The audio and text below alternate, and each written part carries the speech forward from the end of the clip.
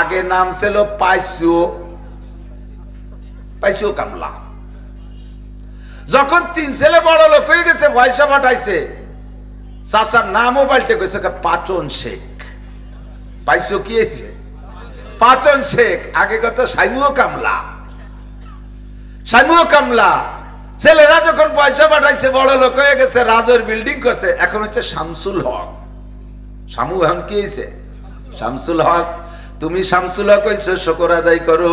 তুমি যে সময় শামু ছিলে, সেই সময় সাইজের মানুষ এখনো আছে, তাদেরকে দেখে ধিক্কার দিয়ে তাড়াই দিও না, তাদেরকে মাটিতে পাটিতে বসতে দিয়ে তুমি চেয়ারে বইছো না, তুমিও তোমার সমখুটি বানায় তাদেরকে বসার ব্যবস্থা করে দাও। নামের প্রিন্স রাখে, কলিন্স রাখে, লালটু বল্টু, জুয়েল টুয়েল, টুলু লুলু, জন্টু মন্টু। সুবহানাল্লাহ। নাম সংকটে এত টালটু বাল্টু নাম রাখে, তবু আবু জাহেল নাম কেউ রাখে না। ফিরাউন এত বড় নেতা, তার নাম কোন হিন্দুদের ছেলেদের নামও রাখে না। নমরুদ বিশ্ববিখ্যাত নেতা, সারা পৃথিবীর একচ্ছত্র প্রেসিডেন্ট, তবুও তার নামকে ছেলের নাম রাখে না। কথা কন না কেন? কারুন এত বড় ধনী, কাহারও ছেলের নাম কারুন রাখে না। আল্লাহু আকবার। হামান কারুনের ছেলে মন্ত্রী, তবুও। সূরা লোকমান নামে কোরআন শরীফে একটা সূরা আছে না? 114টা সূরার মধ্যে একটা সূরার নাম সূরা লোকমান। এই ভ্যানের পর বসা কারা? এই ভ্যানের উপরে বসা কয়জন? তোমরা নামিয়ে বসো, কথা কবা না। এদিক খেয়াল করি, যুবকরা বিশেষ করে খেয়াল করবে, ছোটরা খুব খেয়াল করবা। তো সূরা লোকমান 21 নম্বর পারায় একটা সূরা লোকমান। আবু বকর নামে সূরা নাই, ওমর নামে সূরা নাই, উসমান নামে সূরা নাই, আলী নামে সূরা নাই, হাসান হুসাইনের নামে সূরা নাই, বেলাল, আম্মার, সোহায়েব, আবু হুরায়রার নামে সূরা নাই। কোন কোন নবীর নামে সূরা আছে, আমাদের নবীর নামেও সূরা একটা আছে, সূরা মুহাম্মদ। বিগত অনেক নবী চলে গেছে, সব নবীর নামেও সূরা নাই, কিন্তু এই লোকটা নবী না, আল্লাহর ওলি, তার নামে একটা সূরা তৈরি হয়ে গেছে। বলেন সুবহানাল্লাহ। তাহলে বোঝা যায় যে লোকটা কেমন লোক। জি, অত্যন্ত দামি লোক। লোকটার চেহারা হবে অত্যন্ত সুন্দর, বংশে হবে খুব উঁচু মাপের, ধনী হবে আন্তর্জাতিক খ্যাতি সম্পন্ন ধনী, জেনারেল সার্টিফিকেট, কমপক্ষে BCS ক্যাডার।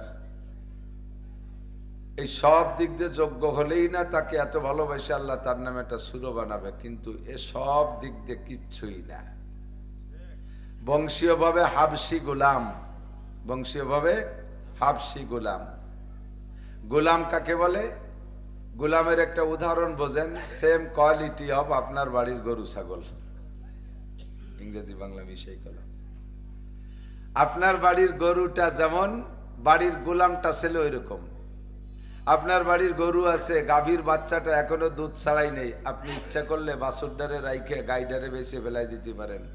গাই হাজারো কাঁদুক, বাছুর হাজারো কাঁদুক, আপনি অত মূল্যায়ন করেন না, কাঁদেন না। আপনার ছেলে ইটালি যাবে, টাকা লাগবে 2 লাখ, কেউ দেয় না, তা গাই বেচবে না, করবো কি?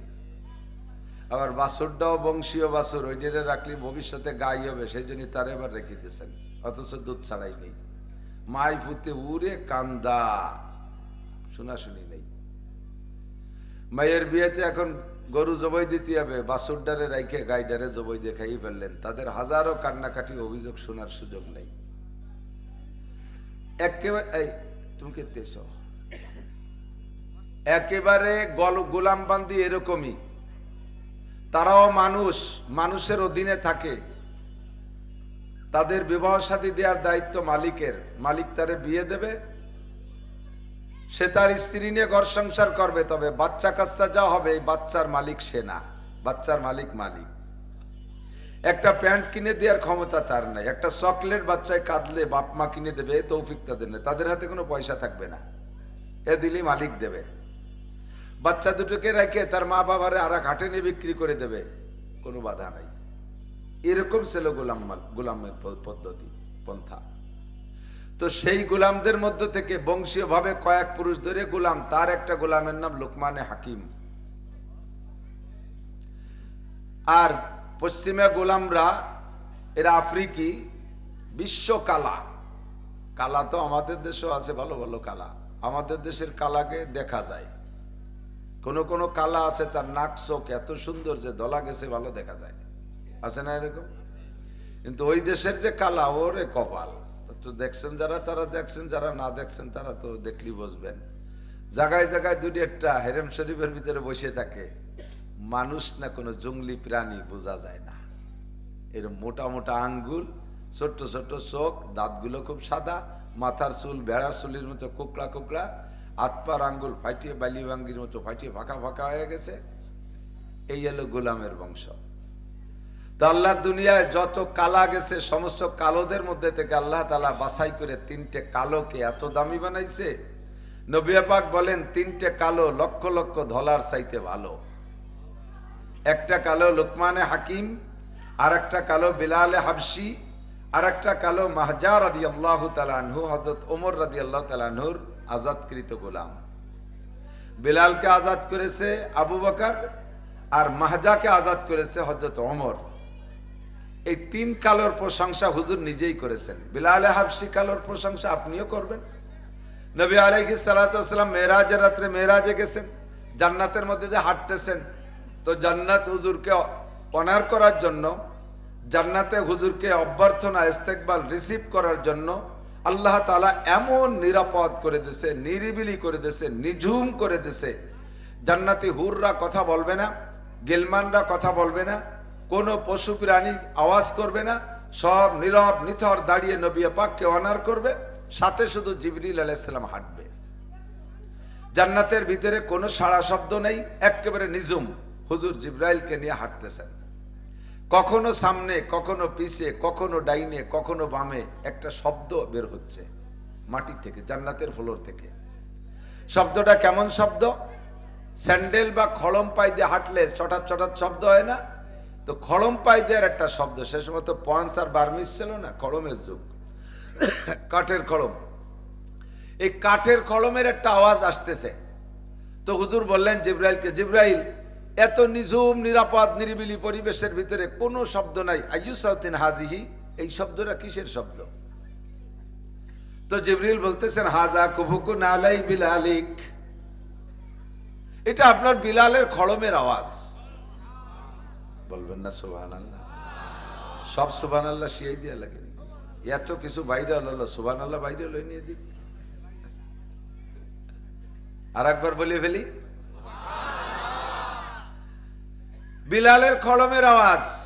বংশীয় ভাবে গোলাম, মিচমিচে কালো, বেঢঙ্গা একটা মানুষ। উমাইয়া জিব্বে লোহার আঙ্গার পোড়াইয়া দাগ দেওয়ার কারণে জিব্বাটা খাটো হয়ে গেছে, কলেমাটাও শুদ্ধ করে পড়তে পারে না। আশহাদু আল্লা ইলাহা ইল্লাল্লাহ, আশহাদু আন্না মুহাম্মাদার রাসূলুল্লাহ, এভাবে সিন কইতে পারে না, সিন কয়।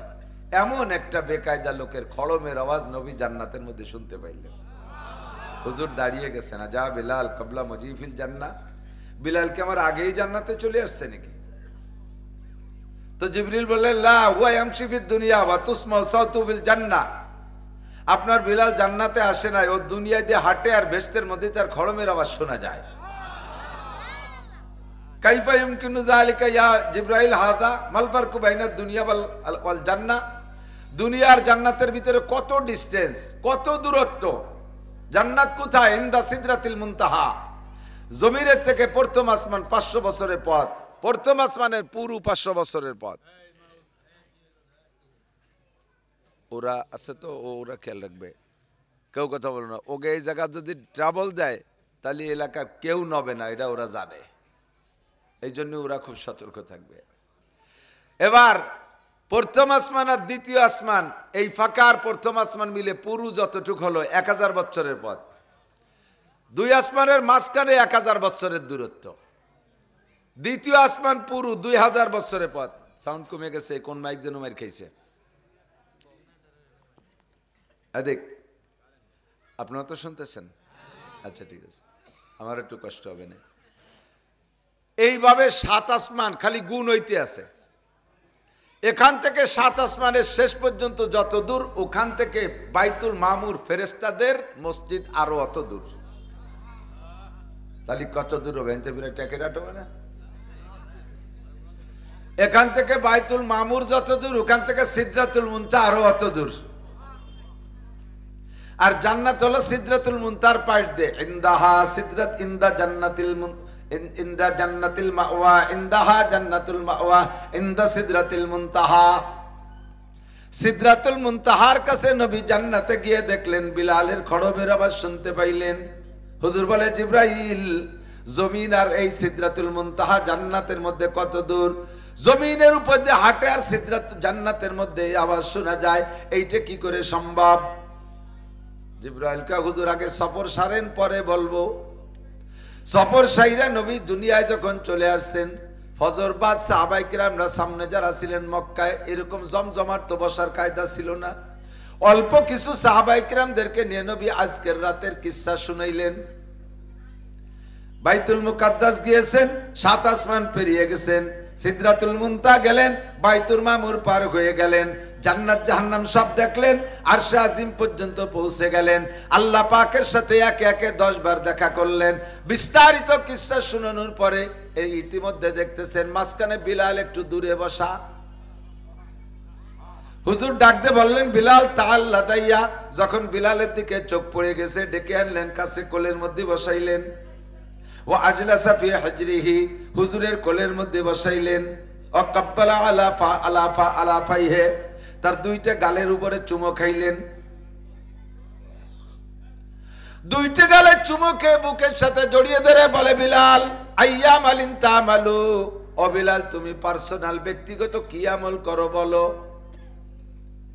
বিলাল কা, হুজুর একটা গল্পের মধ্যে ছিলেন, মেরাজ বলতেছিলেন, হঠাৎ করে আমাকে এর মধ্যে অ্যাটাক করলেন, আমি কি আমল করি।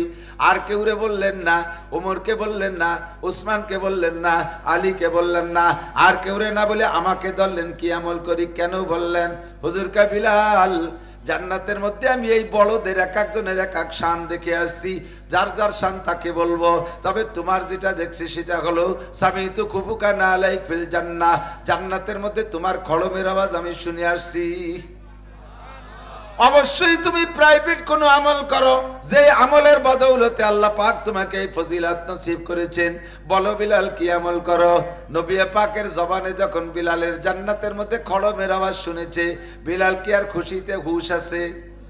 বুকার মতো ফুপায় ফুপায় শুধু কান্দে আর কান্দে। ইয়া রাসূলুল্লাহ, সবাই যা করে আমিও তাই করি, ব্যক্তিগত আলাদা কিছু করি বলে আমার তো মনে পড়ে না। তবে একটা আমলের কথা আমার মনে পড়ে, সেটা হলো যখনই আমি ওযু বানাই, ওযুর পানি গায়ে থাকতে থাকতে, ওযুর ভিজা গায়ে থাকতে থাকতে হারাম ওয়াক্ত আর মাকরুহ ওয়াক্ত যদি না হয়, যেই 3 ওয়াক্ত সিজদা দেওয়া নামাজ পড়া হারাম, সূর্য উদয় ঠিক দুপুর আর অস্ত 3 টাইমে নামাজ পড়া সিজদা দেওয়া হারাম। আর ফজরের ওয়াক্ত হওয়ার পরে বেলা ওঠার আগে সুন্নাত আর ফরজ ছাড়া অথবা উমরি কাজা থাকলে তাই ছাড়া কোনো নফল নামাজ পড়া যাবে না। একটা টাইম, এই টাইম নামাজ পড়া মাকরুহ। আসরের নামাজ পড়া হয়ে যাওয়ার পরে মাগরিবের আগ পর্যন্ত কোনো নফল পড়া যাবে না। এই 5টা টাইম যদি না হয়, আমি যখনই ওযু বানাই তখন ওযুর পানি গায়ে থাকতে থাকতে 2 রাকাত তাহিয়াতুল ওযু অন্য বাইরেও পড়ে, তবে আমার তাদের কখনো কাজা হয়, মিস হয়, আমি এই 2 রাকাত মিস হতে দেই না। এই একটা কাজই আমার পার্সোনাল আমল বলে মনে হয়। বিলাল যখন এই বক্তব্য দিলেন, জিবরাইল পাশে দাঁড়ানো, নবী পাকের মাথায় হাত দিয়ে বলে, সাদাকা বিলাল ইয়া রাসূলুল্লাহ। ওগো আল্লাহর নবী, আপনার বিলাল সত্য কথা বলেছে। আপনার বিলালের এই আমলের বদৌলতে আল্লাহ পাক তাকে এই ফজিলত নসিব করেছে। ওযুর স্থান থেকে ওযু বানাইয়া যাই নামাজ পর্যন্ত দুনিয়ার উপর দিয়ে যেই পথটা হেঁটে যায়, যাই নামাজ পর্যন্ত যেই পথটা অতিক্রম করে, বিলাল জমিনের উপর দিয়ে হাঁটে, এই পথটুক সে যেন জান্নাতের মধ্যে দিয়ে হাঁটে।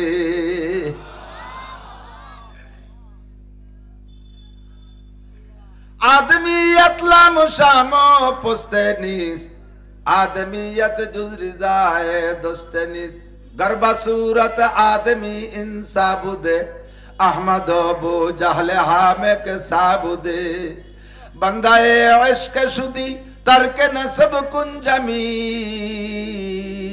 के दरी राह फुला निबने भुला चीज निस के दरी राह फुला निबने भुला चीज निस আল্লাহর আশিক বান্দা হও বংশে বড় হওয়া জরুরি না আরে সৈয়দ বংশ হওয়া জরুরি না মীর পাঠান হওয়া জরুরি না ডাক্তার ইঞ্জিনিয়ারের পোলা হওয়া জরুরি না এমপি মন্ত্রীর ছেলে হওয়া জরুরি না মুফতি মুহাদ্দিস পীর শাইখুল হাদিসের ছেলে হওয়া জরুরি না শিল্পপতি কোটিপতির ছেলে হওয়া জরুরি না আরে MA pass BCS pass cadre হওয়া জরুরি না তুমি আল্লাহর আশিক বান্দা ঋষি হয়ে হতে পারো মুসি হয়েও হতে পারো শর্ত হলো ঈমান কলেমা কলেমা পড়া অবস্থায় যদি তুমি কৃষকের ছেলেও হও নিজেও কৃষক হও ব্যাংক চালাও আর মাটি কাটাও মাছ বিক্রি করো ওর ফাঁকে তুমি আল্লাহর ওলি হয়ে যাইতে পারো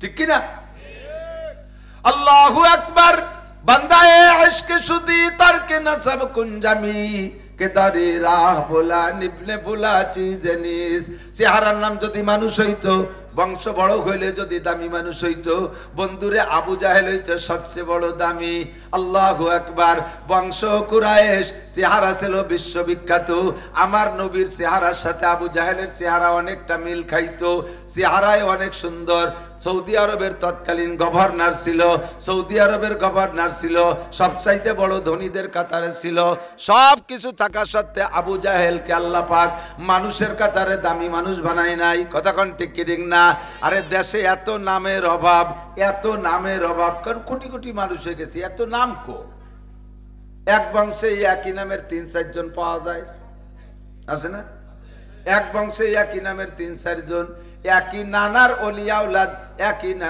আওলাদ নামে নামে মিশে যায় এরকম হয় নাম সংকট তবুও কেউ কোনো বাচ্চার নাম আবু জাহেল রাখে নাই নামের প্রিন্স রাখে কলিন্স রাখে লালটু বল্টু জুয়েল টুয়েল টুলু লুলু জন্টু মন্টু সুবহানাল্লাহ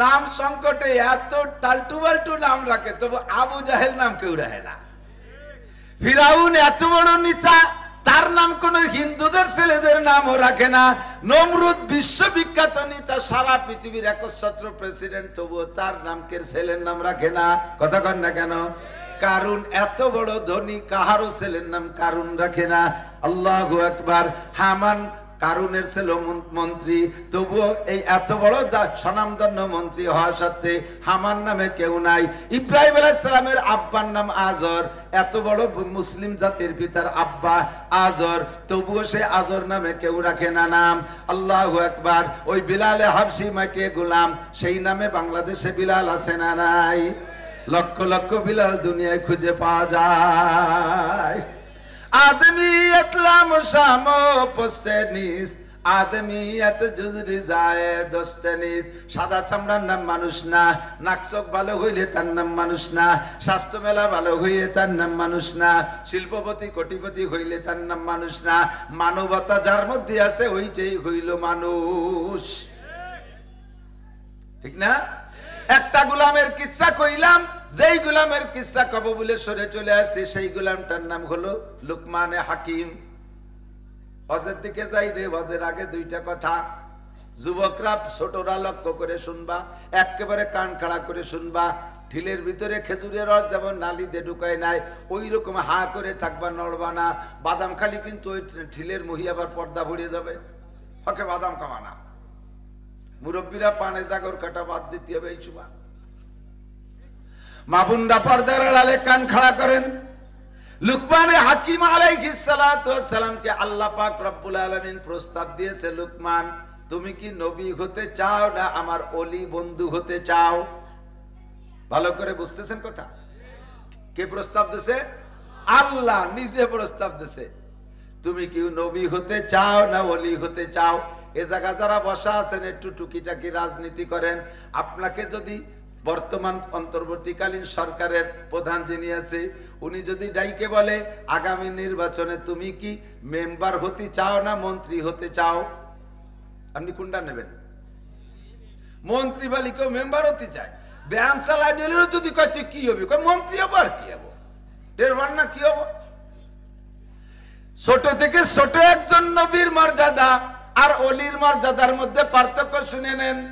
সারা দুনিয়ার সব মানুষ যদি 800 কোটি মানুষ যদি ওলি হইয়া যায়, 800 কোটি মানুষ যদি ওলি হইয়া যায়, এই 800 কোটি ওলিরে এক পাল্লায় রাখা হবে, আর ছোট থেকে ছোট একজন নবীকে আর এক পাল্লায় রাখা হবে, তবুও নবীর পাল্লার ওজন বেশি হয়ে যাবে। আল্লাহ পাক প্রস্তাব দিলেন, লুকমান তুমি নবী হতে চাও না ওলি হতে চাও? লুকমান কয়, আল্লাহ আমি ওলি হতে চাই, নবী হব না। আল্লাহ কয় এত বড় পথ ছাড়িয়ে দিলে কেন? লুকমানে হাকিম তো বুদ্ধির ঠিলিয়া, উনি কয় আল্লাহ আমার যা লেখাপড়া জানা আছে তাতে আমার জানা আছে তুমি যাদেরকে এ পর্যন্ত নবী বানাইছো কেউরে প্রস্তাব দিয়ে বানাও নাই, যারে বানাবা তুমি তারে বানাই দেছো, পতাকা তার গাড়িতে টানাই দেছো। তুমি যদি আমারে নবী বানাবাই তাহলে আমার কাছে জিজ্ঞেস করতে না, পতাকা একখান দিয়েই দিতে। আল্লাহ কয় তাহলে কি তুমি আমারে প্রতারক মনে করো যে আমি ব্ল্যাঙ্ক প্রস্তাব দিয়েছি? কয় না আল্লাহ, তা না, তুমি আমি যদি চাই তুমি কবুল করবা, কথা ঠিক আছে, তবে অবশ্যই আমার নামে নবুয়তি বরাদ্দ নাই বিধায় তুমি আমারে প্রস্তাব দিয়েছো। তবে যদি নবী হইতে চাই তুমি বানাবা? কয় অবশ্যই বানাবো, আমার প্রস্তাব দেয়া লাগবে না, আমার আগেতে পতাকা দেয়া লাগবে না, আমি তোমারে প্রস্তাব দিয়েছি, তুমি কবুল করলে আমি গ্রহণ করব। বলো নবী হবা না ওলি হবা? লুকমান তারপরও কে আমি নবী হব না ওলি হব। কয় কেন নবী হবা না, এত বড় পথ ছাড়বা কেন? কয় আল্লাহ নবী হইলে কিয়ামতের ময়দানে উম্মত সম্পর্কে আমাকে জিজ্ঞাসা করা হবে, উম্মত সম্পর্কে জিজ্ঞাসিত হব, আমি এত উম্মতের দায়ভার বহন করতে পারবো না, এই জন্য আমি ওই বোঝা কাঁধে নেব না। এ যারা মেম্বার হইতে চাও, চেয়ারম্যান হইতে চাও, লাফাও খালি ভালাও, আমারে মেম্বার বানাও, চেয়ারম্যান বানাও। তুমি মেম্বার হইলে ওয়ার্ডের সব মেম্বার হইলে ওয়ার্ডের সমস্ত ভোটার সম্পর্কে তোমাকে জিজ্ঞাসা করা হবে। তোমার ভোটারদেরকে নামাজের দায়িত্ব দিয়েছো, তোমার ভোটাররা কে খায় না খায় কতটুকু খবর রেখেছো, তোমার ভোটারদেরকে কোরআন পড়াইছো, তোমার ভোটারদের জন্য মাদ্রাসা বানাইছো, তোমার ভোটারদের জন্য মসজিদ বানাইছো, তোমার ভোটার মহিলাদের জন্য কি বোরকার ব্যবস্থা করেছো। ও মেম্বার সব তোমাকে এই জবাবদেহি করা লাগবে। শুধু বিজিএফ কার্ডের জবাব দিলে সারবে না, শুধু পঙ্গু ভাতা বয়স্ক ভাতার জবাব দিলে সারবে না, শুধু তোমাকে করোনা ভাতা বন্টনের জবাব দিলে সারবে না, ইসলামী সব বিষয় তুমি জবাবদিহি তার মোকাবেলা করতে হবে। আরে চেয়ারম্যান সাহেবকে বিষয় জিজ্ঞাসা হবে, এমপি হওয়ার জন্য লাফাও, কি জন্য লাফাও তা ভালো করে বুঝি। যদি কোনো মতে টানি টুনি 2 ভোট বেশি বেশি চেয়ার পাই তাহলে 2, 4, 5 টন 10 টন মাল পাবো, ওইতে কিছু দেবো কিছু খাবো, আল্লাহ বাসালি কালে করমে একটা রাজুর একটা বিল্ডিং বানাতে পারবো। এই তো তোমার মনে সাধ। জাতির সঠিক সেবা ধর্মীয় সেবা করার উদ্দেশ্যে একজনও নেতৃত্বের কামনা করো না। কথা বলেন ঠিক কি ঠিক না? শ্বশুর বাড়িতে গাই চুরিয়ে নিয়ে নিয়ে বেঁচে তাই যে পোস্টার ছাপাইয়ে মেম্বার হইতে দাঁড়াইছে। সুবহানাল্লাহ। কত জানি, এগুলো অনেক জানি, সারা বাংলাদেশ ঘুরিছ, মেম্বারকে চেহারা দেখলি বুঝি তুমি কয়েনতে উঠে আইছো। খেতে ধান লাগাইতে তোমার পায়ে হলো কেদা মাহানু রয়েছে, তুমি মেম্বার। মাস্টার ডাক্তার শিক্ষিতরা চান্স পায় না। আস্তাগফিরুল্লাহ, আল্লাহ হেফাজত করুক। তো দোস্ত, নবুয়তির পথ ছাড়িয়ে দিয়ে ওলি হলেন কেন? আল্লাহ বলেন, আল্লাহ ইন্না আউলিয়া আল্লাহি লা খাউফুন আলাইহিম ওয়ালা হুম ইয়াহজানুন। নবী হইলে উম্মতের জবাবদিহি তার মোকাবেলা করতে হবে, ওইটা আমি জব দিয়ে সেরে যেতে পারবো না। আর ওলি হইলে লাভ, তুমি আল্লাহ বলেছো আলা ইন্না আউলিয়া আল্লাহি লা খাউফুন আলাইহিম ওয়ালা হুম ইয়াহজানুন। যারা আল্লাহর ওলি হবে তাদের দুনিয়া আখিরাতে কোনো ভয় নাই, দুনিয়া আখিরাতে কোনো টেনশন নাই, তারা আল্লাহর খাস বন্ধু। উম্মত নিয়ে কোনো জবাবদিহিতা করা লাগবে না, আমল নিয়ে কোনো চিন্তা করা লাগবে না। বিনা হিসাবে জান্নাতিন তাজরি মিন তাহতিহাল আনহার খালিদিনা ফিহা আবাদা। আল্লাহর ওলিদের কোনো জবাবদিহিতা নাই, বিনা হিসাবে জান্নাতি। একটু বলেন না সুবহানাল্লাহ। এই জন্য আল্লাহ ওলি হইতে চাই। আল্লাহ পাক বললেন লুকমান ঠিক বন্ধু। ওলি মানে বন্ধু, ওলি মানে আল্লাহ যারে বন্ধু বানায় তার কি কোনো তার অভাব থাকে, তার কোনো শত্রু থাকে? তৎকালীন লুকমান হাকিমের জামানায় উনার শত্রু বলতে কেউ ছিল না। কঠিন জনপ্রিয়তা, মাইক ছিল না, প্যান্ডেল ছিল না, যে কোনো জায়গায় লুকমান হাকিম দাঁড়াইয়া ওয়াজ করা শুরু করলেই মাঠটা দমাদম করে ভরে যাইত। বিশাল ময়দান ভরা মানুষ, লুকমান হাকিম বয়ান করে। আল্লাহু আকবার। এর মধ্যে একটা লোক ওই মাঠেতে উঠে ওই কোনায় দিয়ে ঘুরিয়ে কাছে এসে বইছে, ভালো করে সাহস করে কাছে আসতে পারতেছে না, তারপরে ভাষা গোষ্ঠী গোষ্ঠী দাঁড়িয়ে চলে আইসে। আইসে পাঁচ সাথে ছোট্ট একটা টোকা দিয়ে ওনার দিক মনোনিবেশ নেছেন। ফিরে তাকায় দেখে ডাইন পাশে একটা লোক। কি ব্যাপার, আপনি কি বলতে চান? লোকমানে হাকিমকে ওই লোকটা বলতেছে, ভাইজান একটা কথা বলবো হুজুর। বলতে ভয়ও লাগে, বড়দের সাথে এরকম কথা বলা ঠিক না, তারপরেও মনের ভিতরে বড় ধাক্কাচ্ছে, যদি অনুমতি দেন একটু বলি। লোকমান হাকিম বললেন, হ্যাঁ ঠিক আছে বলেন। বলার পরে লোকটা কয়, না না কব না, এই কথা কয় ঠিক হবে না, এই জায়গা কয় না, বলেন ঠিক হবে। তো বলা ঠিক হবে কয়ে লোকমান হাকিম অনুমতি দিলে ওই লোকটা বলতেছে, ভাইজান আপনি কি সেই লোকমান নাকি যে লোকমান আর আমি একসাথে অমক মালিকের ছাগল রেহি বেড়াতাম? কত নিচের কথা চিনতে পারেন। এখন যারা চেয়ারম্যান হয়ে গেছে তাদের যদি আপনারা কেউ কান, তুই আর আমি অমক বাড়ির রাহাল ছিলাম না, তাহলে তারে থুতমা ভাঙি ফেলে দেবে না ঘুষ হইয়া? বেটা আমার 14 পুরুষ ধরে চেয়ারম্যান, তুই কোন জায়গায় পেয়েছিস? আমি আর আপনি ওই মোল্লাকে খেতে ধান কেটে বেড়াতাম না, সেই বাগা কাটতাম, আপনি আমি সেই লোক না আপনি? আরে আমরা পূর্বপুরুষ ধরে জমিদার, পিছনের কথা মোটে কবেই না, দুর্বলতা কয় না। লুকমানে হাকিমের কাছে যে কয়, আপনি কি সেই লুকমান যেই লুকমান আর আমি একসাথে অমুক মালিকের রাখাল ছিলাম, ছাগল রাখতাম? লুকমান হাকিম কয়, কোনো ভয় নাই, আল্লাহে আনা হুয়া, আল্লাহর কাসম আমি সেই লুকমান। কিভাবে এত মানুষের মধ্যে স্বীকার করলেন আপনি ছাগলের রাখাল গোলাম? লুকমানে হাকিম বলেন, আল্লাহ আমারে বলেছে, ওয়ালা তানসা নাসিবাকা মিনাদ দুনিয়া ওয়া আহসিন কামা আহসানাল্লাহু ইলাইকা ওয়ালা তাবগিল ফাসাদা ফিল আরদ। আল্লাহ পাক নিষেধ করেছে, বান্দা বড় হইয়া যাইয়া পিছনের ছোট সময়কে ভুলে যেও না, ধনী হইয়া অভাবের সময়টা ভুলে যেও না, রাজা হইয়া ফকির ছিলে সেই কথা ভুলে যেও না, এখন শিল্পপতি একসময় তুমি ছিলে 4 দোকানের মালিক ওই কথা ভুলে যেও না, এখন তুমি বিশাল বড় লোক, গরিবদের দিকে তাকাইয়া তুমি তাদেরকে ধিক্কার দিও না, তুমি নিজে একসময় গরিব ছিলে সেই কথা মনে রাখবা।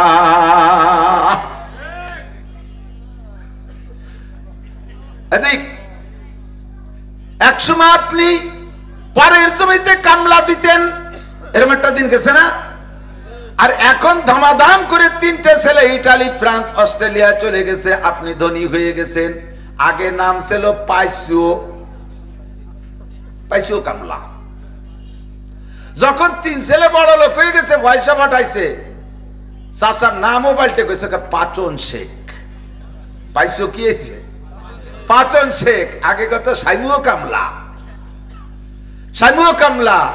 ছেলেরা যখন পয়সা পাঠাইছে, বড় লোক হয়ে গেছে, রাজের বিল্ডিং করছে, এখন হচ্ছে শামসুল হক। শামু এখন কি হয়েছে? শামসুল হক। তুমি শামসুল হক হইছো, শুকর আদায় করো। তুমি যে সময় শামু ছিলে সেই সময় সাইজের মানুষ এখনো আছে, তাদেরকে দেখে ধিক্কার দিয়ে তাড়াই দিও না, তাদেরকে মাটিতে পাটিতে বসতে দিয়ে তুমি চেয়ারে বইছো না, তুমিও তোমার সমখুটি বানায় তাদেরকে বসার ব্যবস্থা করে দাও। লোকমান হাকিম কয়, আমি সেই লোকমানি, আমি ছাগলের রাখাল। লোকটা কয়, তাহলে ওই ছাগলের রাখালির থেকে উঠে আইসা আপনি মানুষের রাখাল হইলেন কিভাবে? এখন তো মানুষের রাখাল, এখন মানুষের রাখাল হইলেন কিভাবে? লোকমান হাকিম বললেন, আল্লাহ পাক রব্বুল আলামিন আমাকে যে হিকমত আর প্রজ্ঞা দিয়েছে, তার ভিতরে থেকে আমি কয়েকটা জিনিসকে খুব লক্ষ্য করে চলি, আমি কয়েকটা অঙ্গকে খুব পাহারা দেই। এই কয়েকটা অঙ্গরে যারা পাহারাদারি করবে, তারাও ওই রকম ছাগলের রাখালির থেকে মানুষের রাখাল হতে পারবে, গরুর রাখালের থেকে মানুষের রাখাল হইতে পারবে, গাধার রাখাল থেকে মানুষের রাখাল হইতে পারবে, আরে কামলা দেওয়ার থেকে নিয়ে জমির মালিক হইতে পারবে, ভোটারের থেকে রাজা হইতে পারবে। এই খেয়াল করেন, ভোটারের থেকে রাজা হইতে পারবে, প্রজা থেকে রাজা হইতে পারবে, ভোটারের থেকে নেতা হইতে পারবে। এরকম ক্লাসে আল্লাহ পাক তাদেরকে প্রমোশন দিয়ে দেবে মাত্র কয়েকটা অঙ্গরে কন্ট্রোল করলে। 1 নম্বরে চক্ষুরে কন্ট্রোল করো, চোখরে তুমি কন্ট্রোল করো। চোখ তোমার সমস্ত আকামের রাহবার, সব আকামের রাহবার কেডা? পরের কাছে ভালো একটা পেঁপে দেখছে, এটা কি হাতে দেখছে না চোখে দেখছে? জিব্বে দেখছে না চোখে দেখছে? বিকেল বেলা ঘুরতে ঘুরতে দেখতে বড় কেজি 1.5 কাপ পেঁপে পাইকে লাল হয়ে গেছে, চোখে দেখছে ভালো লাগছে, রাত্রি যে চুরিয়ে নিয়েছে। তাহলে এই রাহাবারি করছে কে? পরের মেয়েটাকে রাস্তায় চলার পথে চেহারা ভালো লাগছে, চোখে দেখছো, চোখে তোমার রাহাবারি করে নফসেরে পাম দেছে। নফসেরে পাম দিয়ে চোখে রাহাবারি করে সেই মেয়েটারে অপহরণ করাইছে। পরে যে বিপদে পড়ছো, পিঠের চামড়া থাকতেছে না, সব আকামের গুরু হলো চোখ, ঠিক না? টেলিভিশন দেখো চোখে, ফেসবুক দেখো চোখে, ইউটিউব দেখো চোখে, দুনিয়ার পরের সম্পদ দেখো চোখে, যা দেখে তোমার লোভ হয়। এরপরে নফসরে কন্ট্রোল করতে পারো না, যাই অন্যায় করে বসো, মায়ের পিঠ খাও, জেলাজত কাটো, দুনিয়ার বিপদের সম্মুখীন হও। সবকিছু রাহবার তোমার চোখ, এই চোখটারে কন্ট্রোল করো। নারীদের দেখার সময় কুল্লিল মুমিনিন ইয়াগুদ্দু মিন আবসারিহিম, হে নবী তুমিও মুমিনদেরকে বলে দাও তারা যেন পর নারী চোখের সামনে আসলে চোখ করে কন্ট্রোল করে, পরের ভালো জিনিস দেখে যেন তারা লোভ না করে, এই চোখটারে কন্ট্রোল করো। অকুল্লিল মুমিনাত ইয়াগুদ্দুনা মিন আবসারিহিন্না, নারীদেরকে বলে দাও পরপুরুষ সামনে আসলে যেন চোখ করে কন্ট্রোল করে, এই চোখরে যদি তুমি হেফাজত করতে পারো। আল্লাহু আকবার। জিক্রে চশমাস খুফে হক বুগরিস্তান, আরে জিকির চোখেরও জিকির আছে, চোখের জিকির শুনে নাও। জিক্রে চশমাস খুফে হক বুগরিস্তান, বাজেদার আয়াতে ও নগরিস্তান, চোখের জিকির হলো গভীর রাতে ওইটা, তাতাজাফা জুনুবুহু আনিল মাদাজি ইয়াদউনা রাব্বাহুম খাওফান ওয়া তামআ, গভীর রাতে ওইটা বিছানা থেকে উঠে যায় তাহাজ্জুদ পড়ে মালিকের কাছে চোখের পানি ফেলাই ফেলাই কাঁদবা। চোখের থেকে যত পানি বের হবে চোখের তত জিকির আদায় হবে, চোখের তত হক আদায় হবে। গভীর রাতে উঠে কাঁদবা, মুনাজাতে বইসা কেঁদে দিবা, রব্বানা ইন্না যালামনা গুফতওয়া ইয়া নিয়ামাত যুলমাত গম গশতেরা মারকাবা তওবা আজায়েবে মারকাবাস বরফালাক্তা জাদা বায়েক লাহজা পাস, আরে চুবার আরান্দাজ পশিমানিয়ানিন আরশেলর জাদাজ আনিনুল মুজনিবিন। বান্দা যখন তওবা করে চোখের পানি ফেলায় কাঁদে, আল্লাহু আকবার। রব্বুল আলামিনের আরশের 8টা খুঁটি আছে, এই খুঁটি ধরে রাখে, উঁচু করে রাখে 8 জন ফেরেশতা। ওই ফেরেশতাদের হাতের ভিতরে 8টা খুঁটি থরথর করে কাঁপতে থাকে, থরথর করে কাঁপতে থাকে। ফেরেশতারা বলে আল্লাহ আমাদের হাতের মধ্যে খুঁটি তো খুব কাঁপতেছে, আরশ তো ছুটে যাবে, আল্লাহ আরশ তো ছুটে যাবে, খুঁটি কেন কাঁপে, খুঁটি কেন কাঁপে? আল্লাহ কয় জমিনের উপরে আমার এক বান্দা আরে মদ খায়, গাঁজা খায়, আবা খায়, ফেনসিডিল খায়, হিরোইন খায়, জিনা করে, ব্যভিচার করে, অন্যায় করে। ওই বান্দাটা আজকে রাত্রে আইসা তওবা করে কাঁদতেছে, ওর চোখের পানির কারণে তোমাদের হাতের খুঁটি কাঁপতেছে। আল্লাহ এই খুঁটির কম্পন থামবে কিসে? আল্লাহ পাক বলেন যখন আমি তারে ক্ষমার ঘোষণা দিয়ে দেব তখন খুঁটির কম্পন থাকবে। 8 জন ফেরেশতা সুপারিশ করতে থাকে, রব্বুল আলামিন তুমি তাড়াতাড়ি তোমার বান্দারে মাফ কইরা দাও, নইলে এই খুঁটি কিন্তু আমাদের হাতের থেকে ছুটে যাবে, আর ধরে রাখতে পারছি না। 8 জন ফেরেশতার সুপারিশে আল্লাহ পাক ওই সময়, ও আমার প্রাণ প্রিয় যুবক 16, 18, 20, 22, 25, 30 বছরের যুবকরা, আকাম কুকাম যা করেছো, চোখের পানি ফেলায় কাঁদলে আল্লাহ পাক ওই ফেরেশতাদের সুপারিশে ওই সময় তোমার জীবনের সব গুনাহ ক্ষমা কইরা দেয়। চুবারার আন্দাজ পশিমানিয়ানিন আরশেলর জাদা আজ আনিনুল মুজনিবিন, আল্লাহর আরশ কাঁপতে থাকে গুনাহগারের চোখের পানির কারণে। আল্লাহু আকবার। 1 নম্বরে চোখরে কন্ট্রোল করো। ওয়াজের দিকে চলে যাব, কাজেই ছোট ছোট বলি যে কয়টা কারণে লোকমান হাকিম ছাগলের রাখাল থেকে মানুষের রাখাল হইছে, এই কথাগুলো মনে রাখবি যুবক, খেয়াল এখন করতেছিস না, মনে রাখ। একদিন আল্লাহ তোরে পছন্দ করলে ওই মাঝখান থেকে টাইনিয়ে এনে চেয়ারে বসাই দিতে পারে, মাত্র এই কয়টা কথার পর আমল করলে। 1 নম্বরে চোখরে কাজে লাগাও, 2 নম্বরে কানরে কাজে লাগাও, 3 নম্বরে জবানকে কন্ট্রোল করো, 4 নম্বরে 2টা হাতরে কন্ট্রোল করো, 5 নম্বরে 2টা পারে কন্ট্রোল করো, 6 নম্বরে শরমগাকে কন্ট্রোল করো, লজ্জাস্থানকে কন্ট্রোল করো, শরমগাকে কন্ট্রোল করো। এই 6টা অঙ্গরে কন্ট্রোল করলে তুমিও ছাগলের রাখালের থেকে, মদের আড্ডা থেকে, আরে গাজার আড্ডা থেকে, জেনার আড্ডা থেকে, দুনিয়ার নোংরামি পরিবেশ থেকে, ওই পার্কে বসে তসবি টিপা থেকে, কক্সবাজার কুয়াকাটা যে সরের উপর যা কাম করার থেকে আল্লাহ তাআলা তোমারে ঘাড় ধরে উঠাইয়াই না, যে পরিমাণ ইলমের দরকার দিয়া স্টেজে বসাইয়া লোকমান হাকিমের মতো তোমারে বক্তা বানাই দিতে পারে। একে চশমে জাদান গাফেল আজা শাহনাবাসী, শায়াদ কেনে গা কুনাদা গাহনাবাসী, শায়াদ কেনে গা কুনাদা গাহনাবাসী।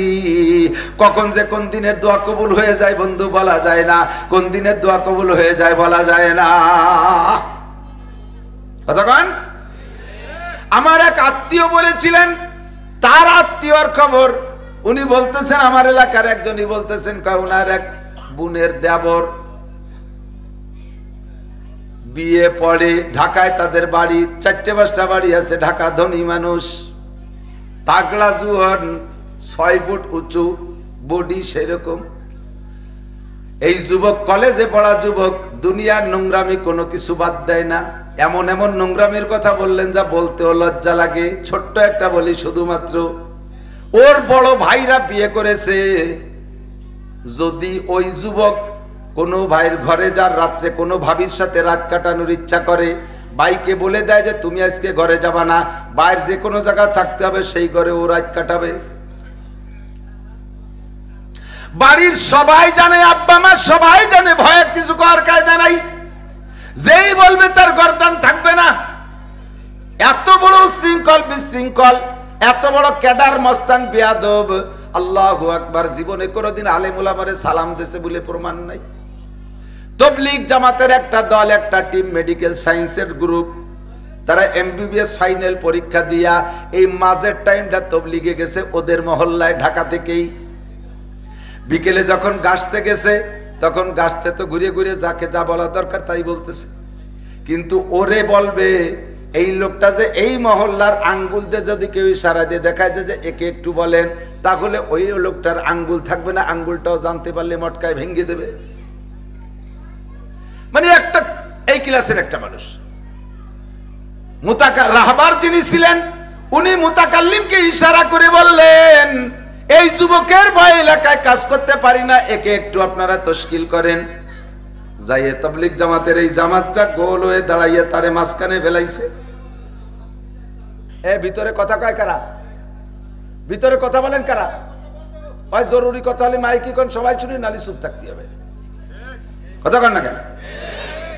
পরিবেশ নষ্ট হয়। আপনারা কর্তৃপক্ষ হলে ফিস করে ভিতরে কাজ করবেন।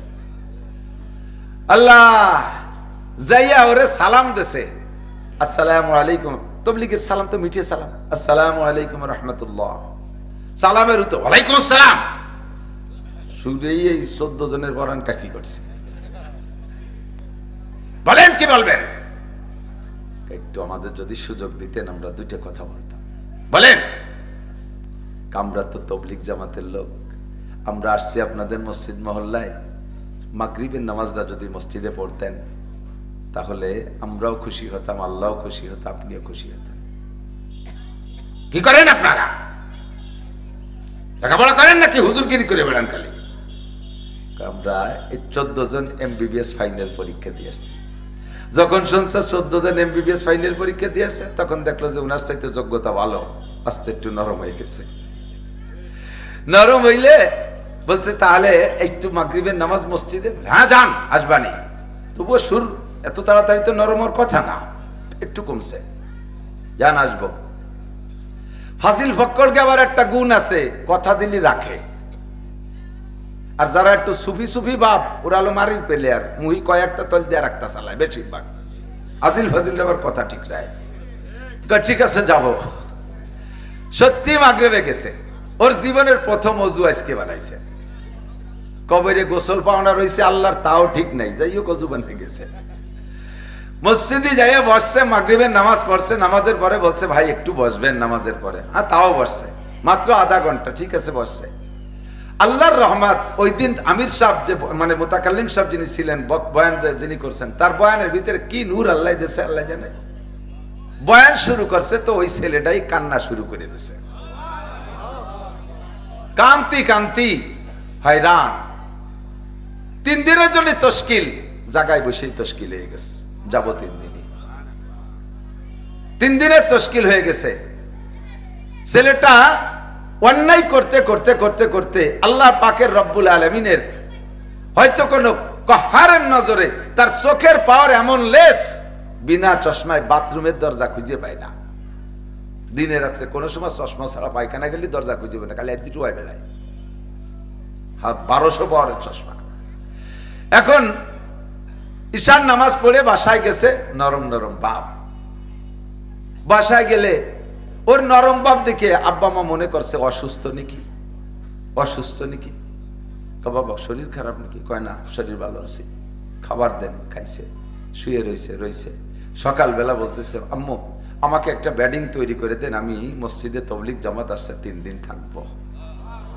আব্বা মা কান্দি দিছে, কান্দি দিছে। কি কইস তুই? তুই কইস না অন্য কেউ কয়? বুঝতে পারতেছি না তো। অনেক সময় কয় না আমি কি সরাসরি দেখতেছি না স্বপ্নে দেখতেছি, এরকম একটা কথা কয় না? সম্পূর্ণ আশ্চর্য বিষয় হলে মানুষ এরকম বলে।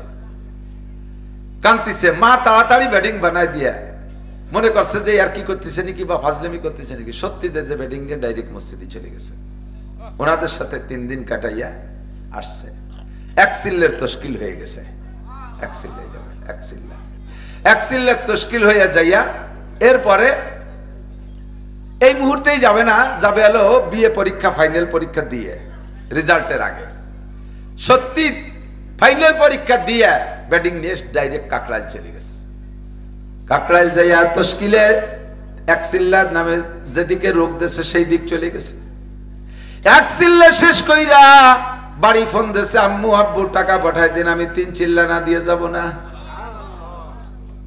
গর্ত সঙ্গে খারাও মর মরবুদি, গর্ত সঙ্গে খারাও মর মরবুদি, চোবা সাহেব দিল রসি গৌহর ছবি, কামলে গর খাক গিরদ জরশাওয়াত, কামলে গর খাক গিরদ জরশাওয়াত, নাক সর জর বুর্দ খাক স্তর শওয়াত, উজে কারে বাহরে গৌহর আওয়ারাত, আজিয়া সোয়ে বরসর আওয়ারাত, এক চশমে জদন গাফিল আজা শাহনবাসী, শায়দ কেনে গা কুনদা গাহনবাসী, মাইয়াহদিল্লাহু ফাহুয়াল মুহতাদ ওয়া মাইয়ুদলিল ফালান তাজিদ লাহু ওয়ালিয়া মুরশিদা।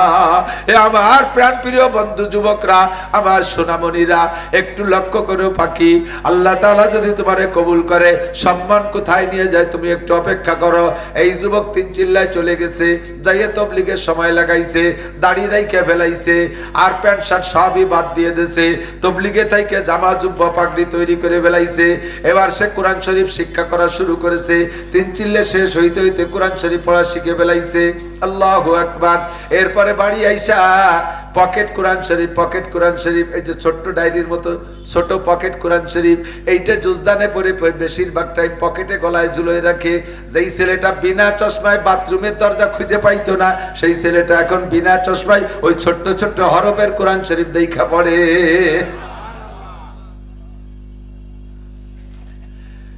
একটা মাত্র জুব্বা, একাধিক পোশাক নয়, একটা মাত্র জুব্বা আর 2টা লুঙ্গি, একটা গেঞ্জি, 2টা টুপি, একটা পাগড়ি, এর বেশি যত পোশাক ছিল সব পোশাক, জেনারেল পোশাক সব বন্ধু বান্ধবদেরকে দিয়ে দিয়েছে। ঈদের সময় তার আব্বা বলে, আব্বু সবাই কত কিছু নিল, তুমিও পড়তে কি দিয়ে সবচাইতে বেশি নিতে, এবারে ঈদে তুমি কোনো পোশাকের কথা বলো না বাবা, তুমি একটা পোশাকের কথা বলো, তোমার কি পোশাক পছন্দ হয়।